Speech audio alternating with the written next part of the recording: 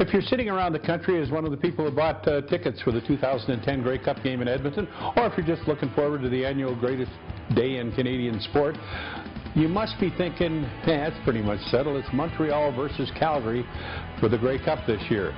The Alouettes just put away first place, and they guaranteed themselves a home Eastern Conference final. The Calgary Stampeders have essentially done the same thing. That's not going to go over too well in Edmonton if Calgary shows up here moving into the brand new state-of-the-art Edmonton Eskimos dressing room. But Calgary's a weird club right now. They've won 3 of the last 5 games, but the 2 they lost, there were all sorts of things wrong, particularly with quarterback Henry Burris. Montreal, well, Montreal in the East is the only team as a rule. Hamilton is out there as pushing them, but the one team that Hamilton hasn't been able to beat for several years now is Montreal. So you do really have to figure Montreal's coming out of there.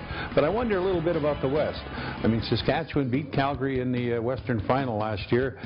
They're running into a bunch of injuries, and all of a sudden you're wondering, what about the Eskimos from way back coming on strong with 3 wins in their last 4 games, doing things that we haven't seen them do all year. It was like that great lobster feast they had, and it was a magic potion or something, but they're playing a lot better football. I don't understand Winnipeg at all. This is the weirdest team I've seen in the Canadian Football League for years and years and years. Imagine this.